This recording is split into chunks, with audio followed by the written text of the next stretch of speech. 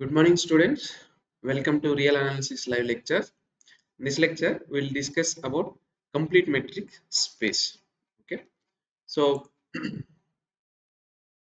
let's start with the definition of a complete metric space. So you take M comma D, a metric space. We say that this metric space is complete if every Cauchy sequence converges. So we have seen earlier that not every Cauchy sequence converges, but if every Cauchy sequence converges in a metric space, then we say that that metric space is complete. Okay, so completeness with respect to convergence, okay, Cauchy sequence. We have seen already that R in R every Cauchy sequence converges, so therefore it is complete, right? We can also show that every discrete metric space is also complete. Okay, so you take any set together with discrete metric, then it is always complete. Why? Because proof is not at all difficult one. If you take xn, which is a Cauchy sequence, then in a discrete metric space we want to show that it actually converges, right? But that is if you say, for example, take epsilon is equal to 1 by 2, then by this definition of Cauchy, distance between, there exists a stage, of course you can call it xn comma xm is less than epsilon, which is half, for all n comma m greater than or equal to k, where k is some stage, right? But because of discrete metric, distance will be either 0 or 1, so but this cannot be 1, that means this has to be 0. So that shows that distance between xn comma xm is equal to 0 for all n comma k greater than or equal to k. In particular, that means xn should be equal to xm. We can call it xk for all n greater than or equal to k, right? That shows that these xn's are actually converging to this element xk. So therefore, every Cauchy sequence converges in a discrete metric space, right? Yes, but you can also give quickly examples of metric spaces which are not complete. So for example, if you take 0 comma 1 with this usual 1, then this is not complete, because you can take the sequence xn, okay, they are here, which is a, you can, we have seen already that it is a Cauchy sequence, but 1 by n does not converge in 0 comma 1. Of course it converges to 0, but that is not a member here, so therefore it does not converge here, right? So now we give a characterization of when a subset of a complete metric space is complete. Okay, so the result is that you take a complete metric space and A is a subset, then A comma D is complete if and only if A is closed. Okay, so that means not necessarily that if we have a complete metric space, then every subset is complete there, but if it is closed, then we can say it is complete, right? Okay, how proof is not at all difficult one. You take A comma D, suppose a subset is complete, then we want to show it is closed. So whenever we want to show something is closed, you take a sequence from that such that it is converging to some point in that metric space, then show that this is actually coming from A itself, right? But this xn is converging and m is complete, right? So you get that it is convergent, means this xn is in particular, it becomes a Cauchy sequence.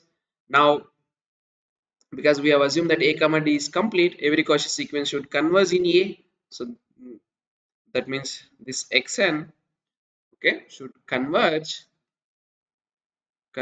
in A itself, because A is complete, right? That shows that x should belongs to A, that implies A is closed. Similarly, you can prove that if A is closed, then we want to show that A is complete. So every closed subset of a complete metric space is complete, we want to show, right? So to show A is complete, start with a Cauchy sequence in A, we want to show that it converges, right? Because it is X is a Cauchy sequence in A and A is subset of M, so Xn is in particular Cauchy in M. But M is complete, so Xn converges to some X in M. But because A is closed, as A is closed and Xn is elements of A, we get that X belongs to A. That means it is actually converging in A itself. That proves that A is complete, right? So as a quick example, you can from that you can see that this 0 comma 1, 0 to infinity, n, z, they are all because closed subsets, so they are all complete. Okay, complete subsets of R. Now we give an equivalent characterization of complete metric space. The following are equivalent. M is complete is same as saying that just like how we have seen nested interval theorem, you can call it here nested set theorem. If you have a decreasing sequence, okay, of non-empty closed subsets, they are closed subsets, then of course with the diameter of Fn, with the diameter of Fn tends to 0, that means diameter of that set is very close to 0, then we can say that this intersection of Fn is non-empty and it contains exactly one point. Okay, you can call it A or X, whatever. And that the third point is one version of Bolzano-Weierstrass theorem, which says that every infinite totally bounded subset, every infinite and totally bounded subset of M has a limit point in M. Okay, so let's quickly prove one by one. We want to show that 1 implies 2. That means assume that our space is complete, and we want to show that, and I also assume the situation we have a decreasing sequence of non-empty closed subsets, okay, of M with diameter of Fn tending to 0. Okay, then we want to show that intersection of Fn's is exactly one point. We can observe here is that since each Fn is non-empty, so there exists a point, you can call it Xn. So Xn belongs to Fn, like X1 belongs to F1, X2 belongs to F2. But if you observe here, X1 is here, and so let me write in another color. X1 is here, X2 is here, and so on Xn. But because F2 is contained in F1, so X2 is also in F1, Xn is also in F1, right? From X3 onwards, they will be in F2 onwards, right? So what you can write here is that if you take Xk, k greater than or equal to n, then this is always a subset of Fn for every n, right? Okay, so therefore if this set is contained here, diameter of this set, right, is less than or equal to diameter of Fn, but diameter of Fn tends to 0 as n tending to infinity. That shows that this diameter also tends to 0, right? That means this xk greater than or equal to n, diameter of that set tends to 0, means this sequence is actually a Cauchy sequence because they are close to each other, right? So we got Xn Cauchy sequence, and as M is given to be complete, so this M is complete, that means this should converge. So Xn converges to say call it some X in M, right? Now we show that this X actually belongs to that Fn's for each M, and that is clear because we started with Xn's. Okay, you can observe here where are these Xn's, their Xn's are coming from Fn, right? And each Fn is closed. So what we get here is that X should belongs to Fn for every n. So that means intersection of Fn is non-empty. Okay, fine. But now we'll show that other than this X, there is no other point. So suppose call it another point X and Y. So both X as well as Y, if they are there in this intersection, then we want to show that X is equal to Y. But that is clear because distance between X comma Y is there in each and every X and Y are there in every set Fn. So therefore distance is less than diameter of Fn. But because diameter of Fn tends to 0, so d of X comma Y should be equal to 0. That shows that X is equal to Y, right? So therefore this intersection exactly contains one point, right? Now let's prove 2 implies 3. So assume that nested set theorem, and we want to prove that 3. That means what is 3? Every infinite and totally bounded set you consider. We want to show that this has a limit point. This set has a limit point, right? Now as A is infinite and it is totally bounded, you can check that, because what we have proved earlier, that if A is a totally bounded set, then it has A contains a Cauchy sequence of distinct points. So this A, because it is an infinite subset, we can always have a with distinct points. This A contains a sequence xn which is Cauchy, and not only that, because of infiniteness, we can make sure that they are distinct points in that. Okay. Now take this sequence set an xk k greater than or equal to n. That means a1 means all x1 x2, then a2 means from x2 x3 x4 onwards and so on. Then obviously you can see that a1 contains a2 contains a3 and so on. To apply second one, we require that this set should be closed. So we don't know these sets are closed or not. Instead what we will consider is, we will consider a1 bar a2 bar closure of those sets. It is still remains, and as xn it is given to be Cauchy. What we can observe is that diameter of an, okay, this tends to 0 as n tending to infinity. Okay, so in particular diameter of an bar also it tends to 0, because diameter of an and its closure is same, right? That, so therefore by second assumption, what we can here is that this intersection of an bars is non-empty, so you can call it that as x, right? So therefore x belongs to an bar for every n, and xn's are of course is contained in an, and therefore they are also contained in its closure. So xn's and x both are elements of an bar, so distance between xn comma x is less than or equal to diameter of an bar. But we know this tends to 0, that shows that xn converges to x, means x is a limit point of the set A. Okay, so that shows that whenever we have that nested set theorem, then this, if A is an infinite set, then it is a limit point. Okay. Fine. Now we can prove 3 implies 1. That means whenever you have an infinite and totally bounded set having a limit point, then we want to show that M is actually a complete metric space. Okay. So to show complete metric space, start with a Cauchy sequence. Then we want to show that it converges, right? So for this sequence, consider its range A.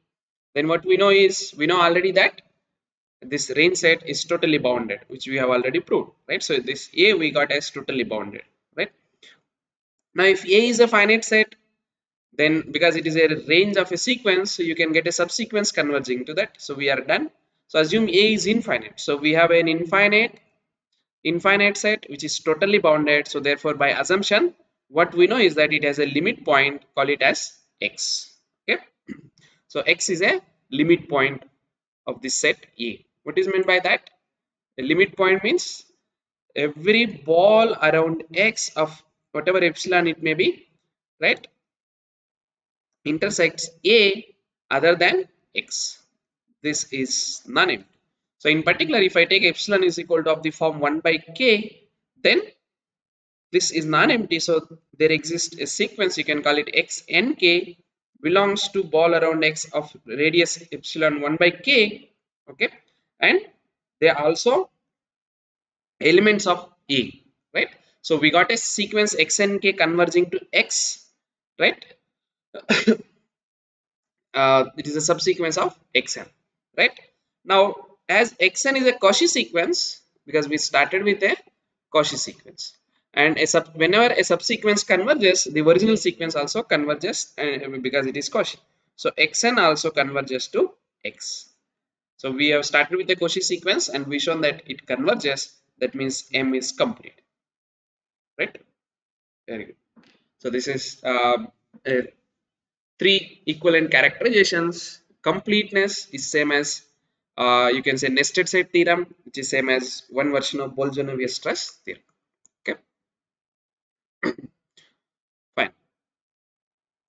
Now we see another interesting one, which we start with the definition, then we'll define what is meant by Banach contraction principle. So consider M comma D, it's a metric space, and a map from M cross M. We say that it is a contraction. So name itself suggests that if it uh, reduces the distance in with images, with respect to images, that means if there exists an alpha which is strictly less than 1, and of course a positive real number, such that non-negative real number, such that distance between f of x comma f of y is less than or equal to alpha times distance between x comma y. See, alpha is strictly less than 1, so whatever we are getting here, it is less than, strictly less than distance between x comma y, because your alpha is strictly less than 1. So whatever we are going to get here is strictly less than d of x comma y, right? So in that case we say it is a contraction. That's why. So that means uh, whatever distance between x and y is here, that under this map, whatever distance we get, that should be smaller than this. Then we say that map is contraction. For example, we know f of x is equal to x by 2 if we take, then it is clearly a contraction map. Whereas if you take an identity map, then it is not a contraction map. And if you take 2x, 3x, whatever, they are all not contraction maps. Then we all know that a map, if we have, then a point x naught is called a fixed point if f of x naught is same as x naught. That means this function is fixing this point. It is mapping same point to the x naught itself. Now, what is Banach contraction principle says is that you take f maps from m comma m to m. You consider a contraction map, and where this m is a complete metric space. So if you have a complete metric space and a contraction map, then this f has a unique fixed point. So it is like under what conditions we can give a unique fixed point.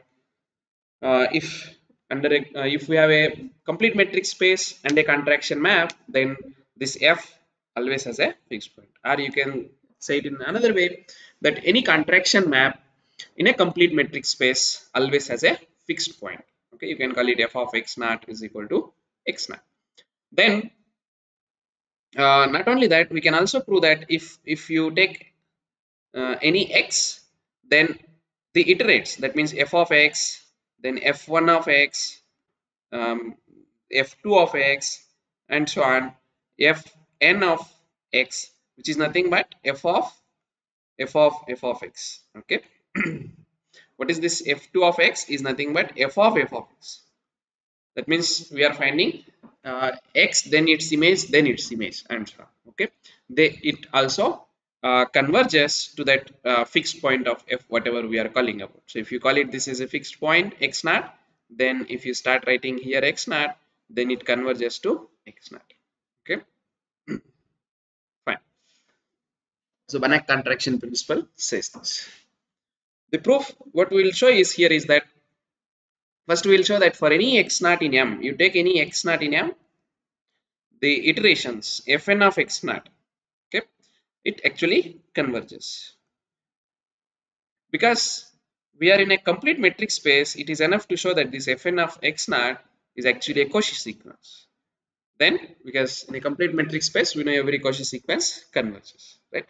So we all need to show is that this sequence, whatever we are having, is actually a Cauchy sequence, right?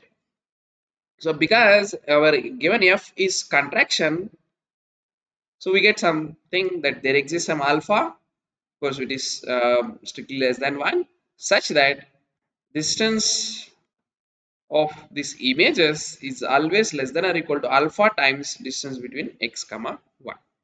Okay, now we'll try to calculate what is this fn plus 1 of x naught and fn of x naught at any n.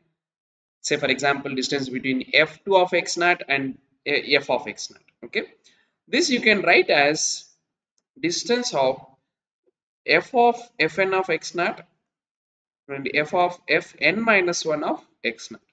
Okay, now you apply this one. If we apply this, what we will get here is that it is less than or equal to whatever we are getting here is alpha times distance between fn of x naught and fn minus 1 of x naught. Again we can repeat this. So if we write this alpha square fn minus 1 of x naught, okay, and fn minus 2 of x naught. So if you keep on repeating this, what you get here is alpha n, and what you have here is f of x naught, and here you will end up with x naught. So after this it stopped because you cannot apply this contraction principle once you have only x here. F of something is there, you can apply that. So we'll call it simply this as some constant c. So therefore this is less than or equal to alpha n times c. So d of fn plus 1 x naught fn of x naught, whatever smallest is here, you will less than or equal to alpha n times c. So therefore now you take for any n and m, say n less than m, then distance of fn of x naught and fm of x naught is less than or equal to, you can apply introduce fn plus 1 of x naught, okay, by triangle equality this is true. Then for this one you again expand, introduce fn plus 1 of x naught and so on. So what you get here is this value whatever we have is less than or equal to alpha power n times c, and another one is alpha power whichever is smaller, so alpha n plus 1 of c and so on. The last one is alpha power m minus 1 times c. So if you simplify this, you get this one which is same as this, right? But as n tending to infinity, what we know is because alpha is between 0 and 1, alpha power n tends to 0. So therefore as n tending to infinity, what you have here is this tends to 0, which is precisely same as saying that this fn of x naught is actually a Cauchy sequence, right? Now because m is complete, this converges, so you can call it that limit as x. Okay, so limit fn of x naught is equal to x. That x we are calling it as limit. Now as f is a contraction, we know that every contraction map is continuous, that we can easily show it. So therefore f is continuous. That means f of this limit is same as this, but you can take f inside. So fn plus 1 of x naught is equal to x, but as n tending to infinity, this converges to x only. So therefore what you are getting is x is same as f of x, right? So that means we proved that this x, whatever is the limit, is actually a fixed point, right? Now you can show that actually there is only, this is the only fixed point. So suppose you call it y is another fixed point, that means f of y is equal to y. Then this distance between x comma y is same as distance between f of x comma f of y. Okay, but this is less than or equal to alpha times d of x comma y because f is contraction. If you bring it this side, what you get here is less than or equal to 0, but because it is positive you can send this side. So d of x comma y should be less than or equal to 0 is same. That means you get d of x comma y is 0, so therefore x is equal to y, right? That means f has unique fixed point, right? So what we have proved is that in a complete metric space, every contraction f has unique fixed point, okay? And that fn of x, you can see what we have shown here is that this iterations fn of x naught is actually converging to that x which is the fixed point, right? We can also prove one, even if f is not contraction in a complete metric space, if this is complete, okay, so let me take another color. So if this is a complete metric space, even if f need not be contraction, but if you take f a continuous map such that some f power some k is contraction, this is a contraction, okay, then also f has a unique fixed point. In this case also you can have f has a unique fixed point. How we do it?